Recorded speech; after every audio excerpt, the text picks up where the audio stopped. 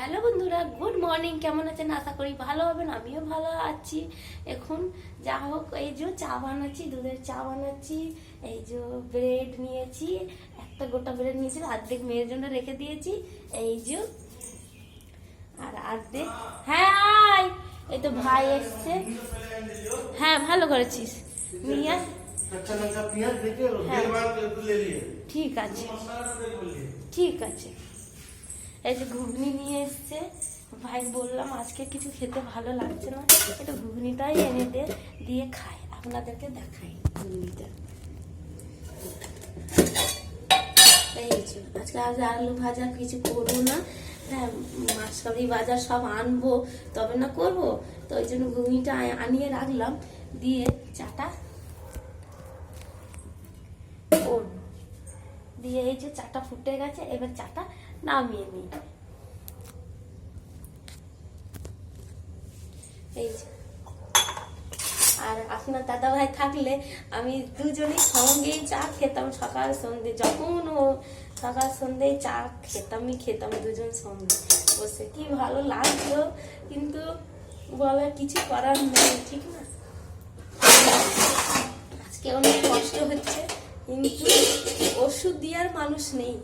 না হলে এমন মানুষ ছিল যে আমার একটু মাথা যন্ত্রণা হলে আমার মুখে ওষুধ দিত আর জল দিত, খেয়ে না আগে, তারপর শান্তি করে বসো, তারপরে যা কাজ করবে এমনি বলতো। আজ তো উনি নেই। যা হোক, ওনার আশীর্বাদ, ওনার ভালোবাসাই আমার স্মৃতি সারা জীবন থাকবে চিরকাল, ঠিক না? এটাই হচ্ছে কথা, ওনার আশীর্বাদই সব কিছু আমার। এই যে চাটা একটু খেয়ে নিই, সব ভিজে গেছে। আমি কি করি, এখন না মাথাটা কাজ করে না, সব উল্টো পুল্টো কাজ, কোথায় খাবার রাখতে হয়, কোথায় কি রেখে দিই, আমার মনেই পড়ে না একদম। কথাটা একটু আমার এখন একদম ভালো লাগছে না, মানে বাঁচতে গেলে খেতে হয়, ওই হচ্ছে কথা, আর কিছু না।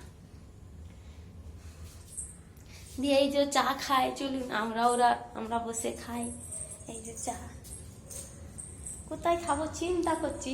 এবারে আমি চিন্তা করি, ওই ঘরে না খেতে ইচ্ছা করে না, আবার ভাবি আমার ঘরের দম এমনি ভালো লাগে। হ্যাঁ উনি থাকতেন, ওনার সাথে বসে আমি চা খেতাম, কি ভালো লাগতো, কিন্তু কিছু করার নেই।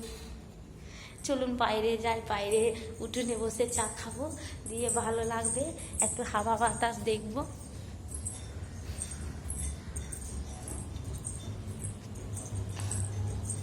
এই যে এইখানটা তো অনেকবারই চা খেতাম, প্রায় খেতাম, এখানেই বসে আমি চা খেতাম।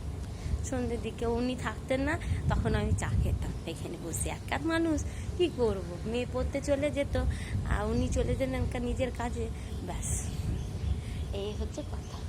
এবার এখানেই বেশ চা খাই, কি করবো, কিছু করার নেই। বেশ টাটা, রাখছি। সবাই ভালো থাকবেন, সুস্থ থাকবেন।